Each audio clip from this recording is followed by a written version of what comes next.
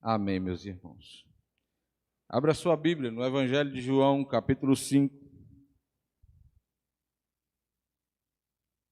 Evangelho de João, capítulo 5, do versículo 1 até o verso 15.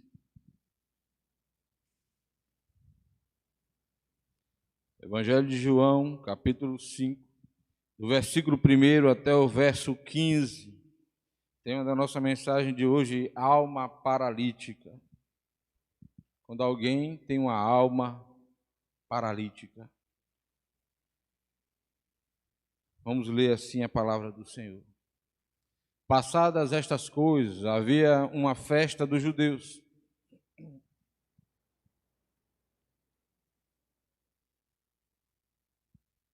E Jesus subiu para Jerusalém.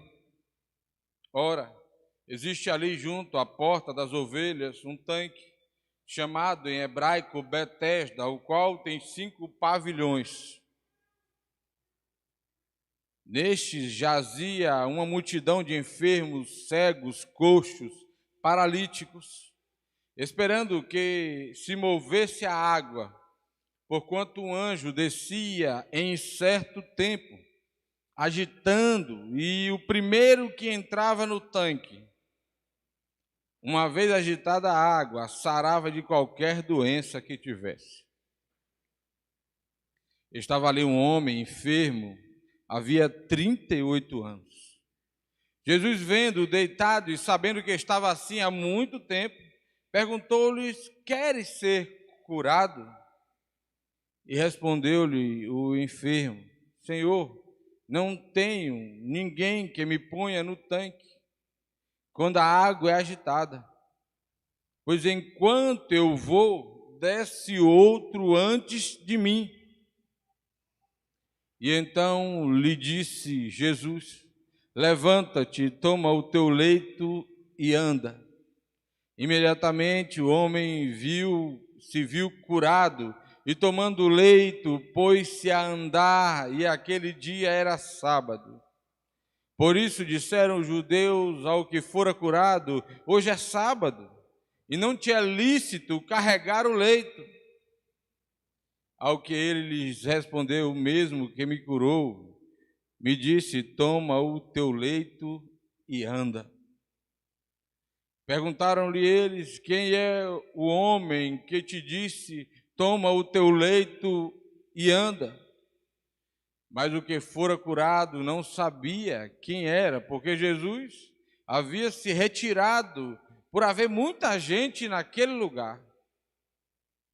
Mais tarde, Jesus o encontrou no templo e lhe disse: olha, que já estás curado, não peques mais, para que não te suceda coisa pior. Verso 15, encerrando.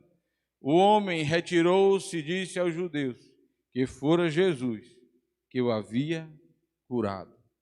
Deus querido, nós estamos na tua presença nessa noite. Essa é a tua palavra, está aqui o teu povo. Eu não sou a pessoa mais indicada para estar aqui, eu não sou a pessoa menos pecadora, eu não sou o mais inteligente, o melhor exegeta, eu sou um simples servo. O Senhor conhece o meu coração, sabe que eu sou um pecador, Senhor, e limitado, mas eu quero nesse instante pedir a tua misericórdia e clamar ao Senhor para que possamos ouvir, através da exposição da tua palavra, a doce voz do teu Espírito Santo falando aos nossos corações. Que cada um de nós, estando aqui no templo ou estando em casa, possa receber a porção especial do Senhor para essa noite. E que nenhuma distração, nenhum movimento, nenhuma outra coisa venha nos tirar, ó Pai, da tua presença, venha nos tirar a oportunidade de ouvir a tua voz nesse instante. É a nossa oração em nome de Jesus. Amém. Deus querido, nós te louvamos porque nós servimos a um Deus que nos ama. Jesus, passando pela porta chamada Porta das Ovelhas. Haviam 12 portas de entrada em Jerusalém. A Bíblia fala de uma festa e não identifica que festa era essa. Interessante, não se sabe que festa era, mas ele passa pela Porta das Ovelhas e ali estava o tanque de Bet-Esda, conhecido como um grande hospital. Em hebraico significa Casa da Misericórdia. E ali, meus irmãos, havia uma grande multidão de doentes. Era muita gente. Existiam 5 alpedres, 5 puxadinhos de telhado, 5 varandinhas, vamos dizer assim, com doentes deitados. E no meio de tantos doentes, de tanta gente com problemas diferentes que alimentavam uma crença, eu não posso afirmar aqui se era verdade ou não, se acontecia ou não. Isso não é o meu foco aqui no texto hoje. Mas eles alimentavam a crença de que o anjo mexia na água, balançava a água e o primeiro que descesse seria curado. Mas Jesus olha no meio de tanta gente e vê um homem não só paralítico das pernas, não só com o corpo doente, mas Jesus encontra um homem, e a expressão usada para quem era aleijado naquele tempo, a palavra grega utilizada dá a ideia de ossos ressequidos, paralisados, secos. Jesus olha um homem com a alma ressequida, com a vida paralisada. Jesus vê o homem com a vida seca, irmãos. Porque Jesus não pararia para curar por curar. Jesus tinha um propósito, e Jesus enxerga o coração daquele homem. E Jesus conhece a história e a vida daquele homem. E o texto diz que ele estava ali há 38 anos. Isso quer dizer que ele não tinha só 38 anos de idade. A Bíblia diz que ele, há 38 anos, sofria com aquela enfermidade.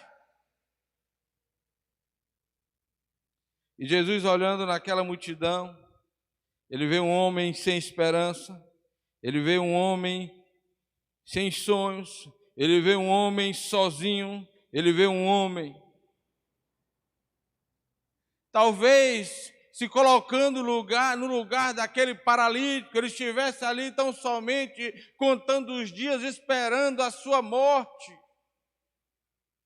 E ele declara: não há quem me ajude, não há quem me socorra, sempre vai alguém antes de mim, eu estou sozinho, eu estou me sentindo abandonado. É isso que o paralítico está expressando a Jesus, e eu imagino que é assim que ele se sentia. E aí, meus irmãos, nós estamos vivendo um tempo que a nossa igreja tem sido desafiada a orar. Deus tem desafiado a igreja a orar. Durante a pandemia, sabe, eu particularmente estou melhorando a minha vida de oração. Muitos irmãos estão melhorando. Eu não digo que melhorei, não, de jeito nenhum. Nós estamos caminhando. Quem somos nós? Estamos muito longe do ideal de Deus. E se você se sente, você me ouve nessa noite, se sente no ideal de Deus, cuidado. Você está vivendo longe de Deus. O ideal de Deus está muito acima do que a gente pensa ou imagina. E nesse tempo que a igreja é desafiada à oração, a igreja é chamada a estar com Deus, a estar com Jesus. E quando aquele homem tem um encontro com Jesus, e Jesus vai até ele, Ele não olha para Jesus, ele não espera por Jesus, ele não conhece Jesus, mas Jesus vai até ele e encontra um homem com a alma ressequida, com as pernas ressequidas e aleijadas, mas também com a alma ressequida, solitária, sem esperança. Eu quero dizer para você nessa noite, meu irmão, minha irmã, quando a gente começa a orar, quando a gente começa a caminhar com Deus, quando a gente começa a ter uma vida de oração, a se humilhar na sua presença, com as nossas limitações, com as nossas lutas, com o corre-corre do dia a dia, quando a gente se propõe a se humilhar diante de Deus, eu quero dizer para você que a nossa alma precisa e deve ser restaurada, isto é, quando eu começo a ter uma vida de oração, eu não posso ter mais uma vida dominada pela tristeza. Talvez eu esteja participando da campanha de oração, da live de oração, do relógio de oração, mas a minha alma é ressequida.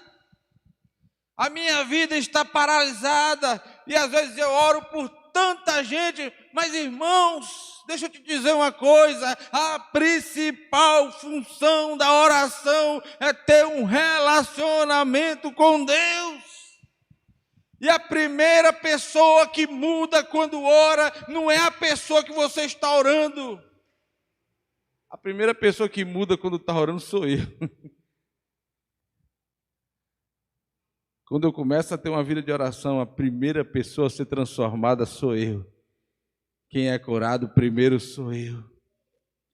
E a gente pensa que está orando, está fazendo um grande benefício para o outro. Claro, a oração tem poder, ela pode muito em seus efeitos, mas primeiro, a oração faz um milagre na nossa vida, na minha vida, no meu coração, na minha alma. Porque quando eu chego perto de Deus, a minha vida não pode continuar sendo a mesma, irmãos. E aí eu posso estar orando, eu posso estar buscando, eu posso estar participando de grupos, eu posso estar gastando tempo de oração, mas avalie a sua vida, eu estou avaliando a minha vida. O que habita o nosso coração, será que uma alma ressequida, paralisada, desanimada, que serve para abençoar todo mundo, para orar por outras pessoas, mas eu oro, mas a minha vida não melhora, a minha alma não descansa, eu também não tenho esperança.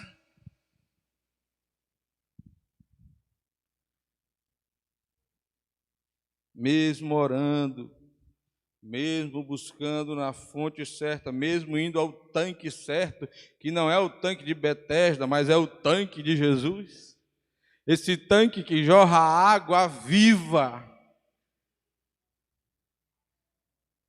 Mesmo assim, muitos de nós, em muitos momentos, irmãos, orando, mas estamos paralisados, ressequidos e desanimados. A oração tem o poder de transformar a nossa vida, a sua vida, a minha vida, a vida da igreja. A oração levanta mortos, faz milagre. Nós estamos vendo milagre na vida do pastor Aécio, onde a medicina já não dava esperanças, e a oração, o poder da oração, restaurando o seu servo, trazendo de volta, mas a oração primeiro faz um milagre na minha vida, no meu coração.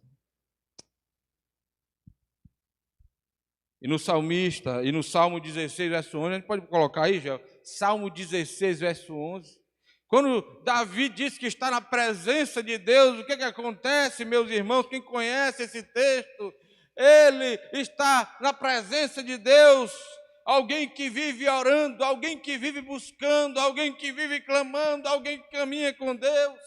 Olha o que o salmista diz, é profundo, é lindo, é poderoso, é extraordinário o que a palavra nos traz. Olha, meu irmão, minha irmã, tu farás ver os caminhos da vida, Na tua presença há plenitude de alegria, na tua destra delícias perpetuamente. Aleluia! Na presença de Deus, na oração, no clamor, na busca da sua presença, a plenitude da alegria, a esperança, a salvação. Ah, meu irmão, minha irmã, na presença de Deus a nossa vida muda. Na presença de Deus eu deixo de ser vítima. Na presença de Deus, eu mesmo que enfrente mares difíceis, mesmo que na minha casa não esteja tudo bem, mesmo que eu viva lutas, o salmista está dizendo que quando eu estou na presença de Deus, quando eu vivo na presença de Deus, e Davi não era um homem que vivia em mares calmos, Davi não era um homem que vivia em dias fáceis. Davi vivia uma guerra fora e dentro da sua casa. Ele enfrentava inimigos fora e dentro da sua própria casa. E inimigos perigosos dentro do seu coração. Ele disse: na tua presença, Senhor, eu posso estar vivendo o que for, possa acontecer o que for, mas na tua presença há plenitude de alegria. Louvado seja o nome do Senhor. Mas, irmãos, e aí eu fico pensando, quando Jesus enxerga aquele paralítico, ele percebe a dor do paralítico, ele descreve a alma do paralítico, ele sente íntima compaixão pelo paralítico. Lembra do bom samaritano? É aquele que para, Jesus estava na festa, não sei se era uma festa religiosa, ele sai da festa e ele tinha um objetivo, um propósito, trazer restauração, cura e salvação à vida daquele paralítico, e Jesus para qualquer agenda para cuidar das pessoas. As pessoas sempre foram prioridade no ministério de Jesus. E aí, meus irmãos, às vezes a gente pensa que Jesus não entende a nossa dor. Jesus entendeu a dor do paralítico. Jesus ouviu a alma do paralítico. Jesus se compadeceu do paralítico. Parece que a gente às vezes pensa que Jesus não entende a nossa dor. Meu irmão, eu quero perguntar a você, será que Jesus entende a sua dor, a minha dor? Será que Jesus entende o nosso sofrimento? O meu sofrimento, o seu sofrimento? Você já se sentiu o espírito perturbado? João 12, 27. Eu pergunto a você, você já sentiu o espírito perturbado? O seu espírito perturbado, a sua alma perturbada? Você já sentiu que a sua paz foi embora? Vamos ler esse texto junto. Agora está angustiada a minha alma, e que direi eu? Pai, salva-me desta hora. Salva-me desta hora. Mas precisamente com este propósito vim para esta hora. Jesus está dizendo, a minha alma está angustiada. Em algumas traduções, a minha alma está perturbada. Jesus sabe o que é ter uma alma perturbada. Será que Jesus entende quando alguém tem a alma perturbada? Quando eu tenho a alma perturbada? Quando eu tenho a alma angustiada? Claro que ele entende, irmãos.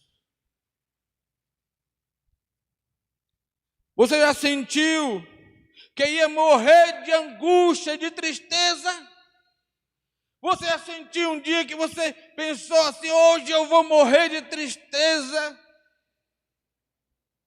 Hoje eu não vou aguentar essa tristeza. Talvez você esteja me ouvindo hoje, porque eu já tive dias assim. Hoje eu vou morrer de tristeza. Eu não vou aguentar esse dia. Está difícil demais. Marcos 26, 38. Desculpe, Mateus 26, 38.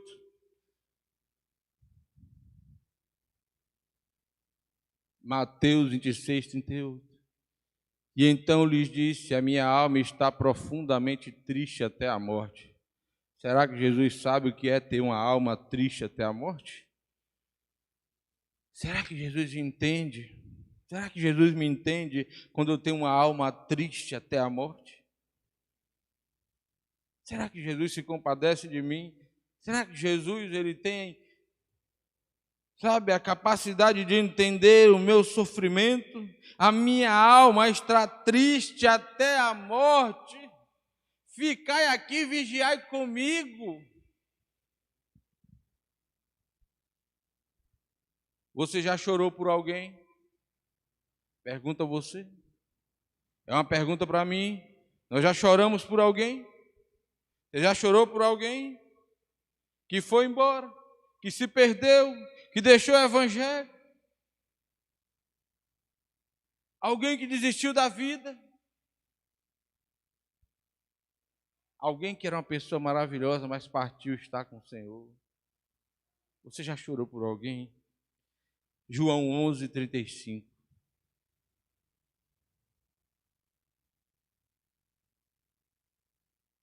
João 11:35, meu irmão. Leia comigo. O menor versículo da Bíblia. Jesus chorou. Mas Jesus chorou só, irmão?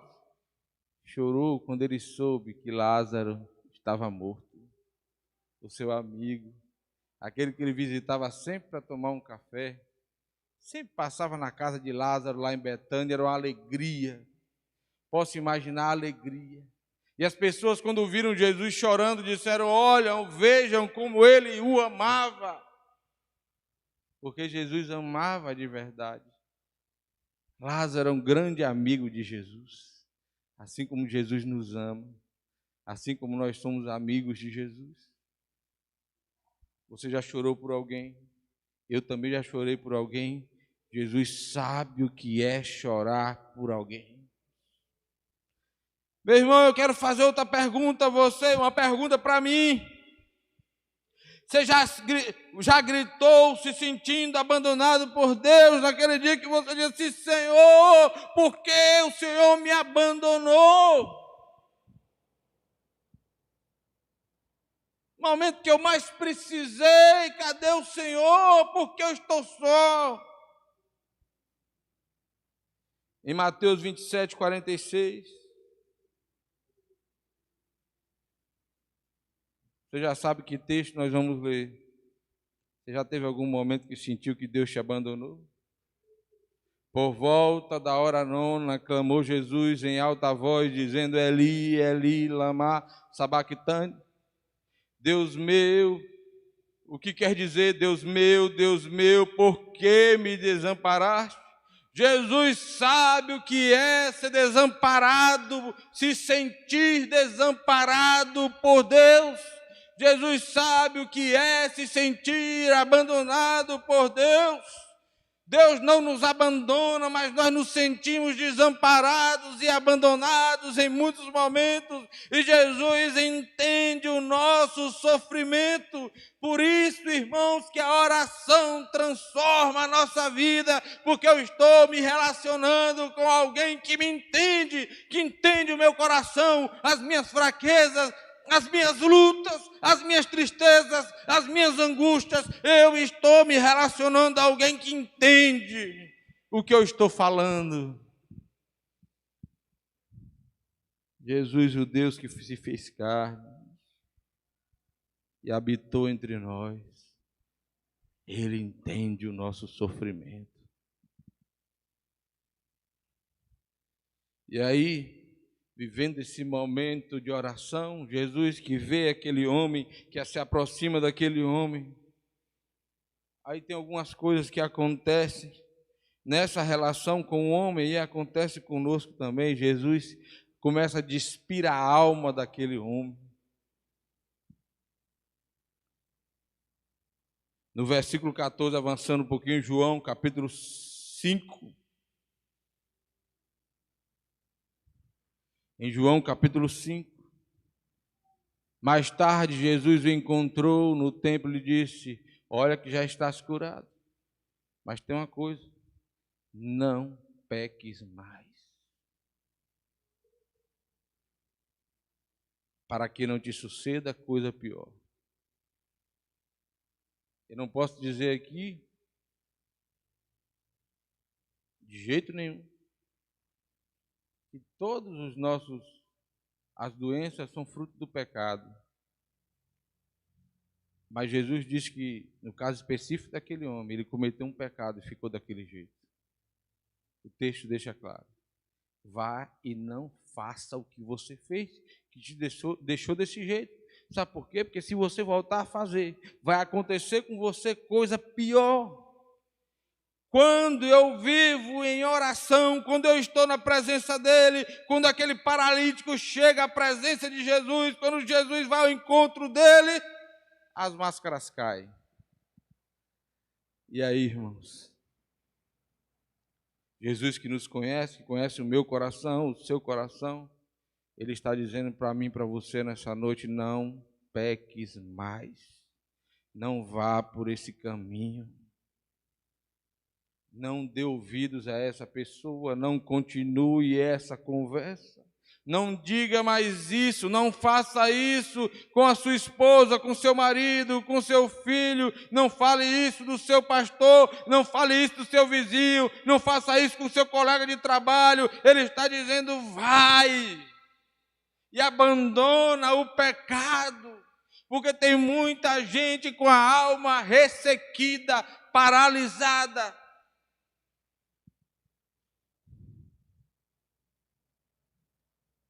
Porque foi dominado pelo pecado, irmão. Nós somos facilmente dominados pelo pecado. Não pense, não. Não, pastor, eu sou uma pessoa crente. Eita, cuidado. Já me preocupei com você. Porque eu, meu irmão, eu sou um pecador, eu sou limitado. E eu tenho que ter cuidado, eu tenho que vigiar.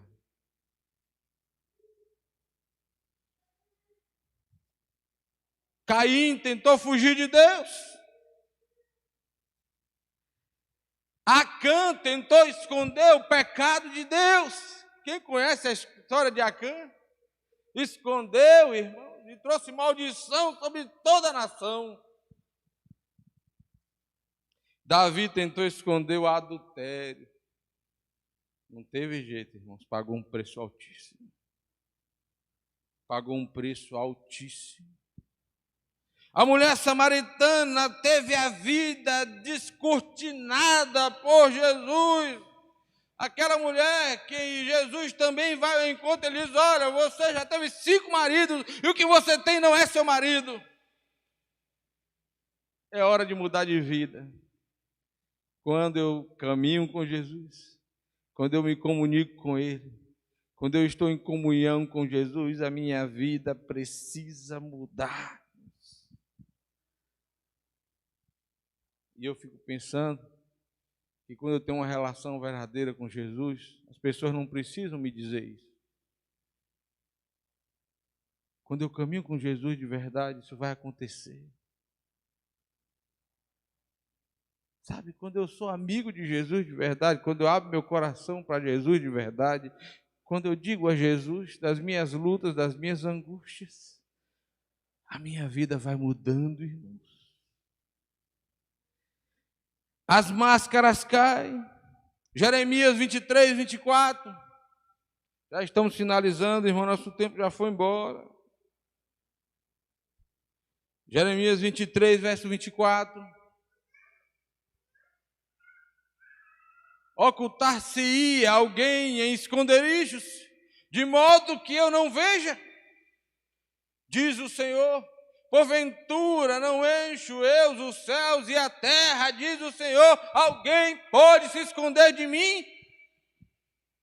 Alguém pode fazer um esconderijo, se esconder e eu não vou saber?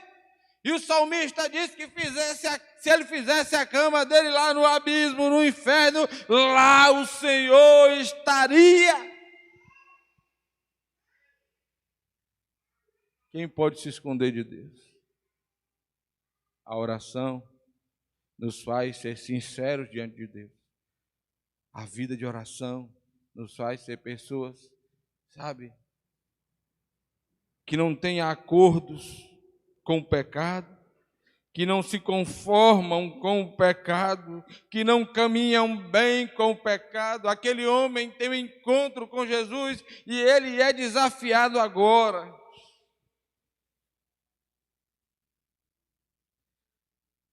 versículo 7.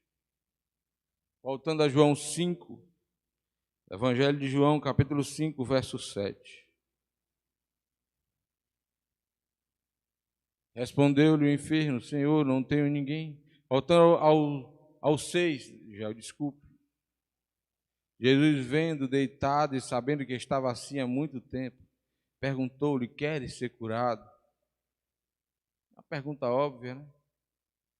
Mas você sabia, irmãos, que muitos de nós não queremos ser curados? Não queremos. Porque às vezes o processo de cura tem que passar pelo perdão. O processo de cura tem que passar pelo reconhecimento do meu erro, por humilhação, por reconhecer que eu errei, por pedir desculpa. Às vezes o processo de cura, ele passa, sabe, por muitas questões que tem muita gente, e às vezes eu também não quero ser curado de algumas coisas, porque é muito doloroso para mim. Você quer ser curado? E ainda tem mais. Em Israel existiam pessoas que se acostumavam tanto com a doença e viviam de esmolas, que talvez não quisessem ser curados, para não ter que voltar a trabalhar, para não ter que voltar a ter uma vida normal. Não estou dizendo que é o caso desse homem, mas hoje em dia nós temos pessoas assim ainda. Pessoas que querem ser doentes. Às vezes eu quero ser doente, eu quero ser vítima a vida inteira, eu não quero ser confrontado, eu não quero, sabe? Jesus está dizendo para mim nessa noite, está dizendo para você que está em casa, está dizendo para você que está aqui no templo: você quer ser curado? Mas eu não tenho nenhuma enfermidade, eu não sou aleijado, eu não tenho nenhum problema físico. Mas Jesus primeiro. E a cura mais importante que Jesus quis fazer na vida daquele homem foi a cura da sua alma. E Jesus quer curar nossa alma, o nosso coração. E aí o caminho para ser curado às vezes é doloroso. Estava assim há muito tempo e perguntou-lhes: querem ser curado? Verso 7. E respondeu-lhe o enfermo: Senhor, não tenho ninguém que me ponha no tanque quando a água é agitada, pois enquanto eu vou, desce alguém, outro antes de mim. Às vezes nós estamos equivocados, querendo tomar outros caminhos para a nossa cura, outras soluções, outras desculpas. Queremos ignorar sentimentos que guardamos no coração. Queremos esperar que um anjo desça e faça o que eu devo fazer. A decisão é minha. Porque se eu tenho alguém para perdoar, para ir lá pedir perdão, se você tem alguém, nenhum anjo do céu vai descer para ir lá por você, não. Aí, irmãos, é comigo e com você. Ou a gente vai. Nem Deus vai por nós. Ou nós vamos lá, ou eu vou, ou Gederson não vai por mim. Gederson tem que ir por ele.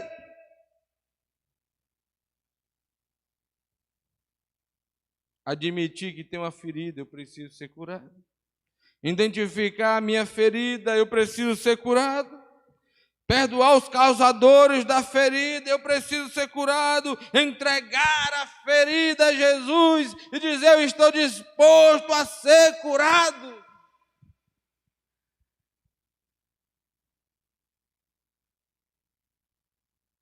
A oração faz isso com a gente.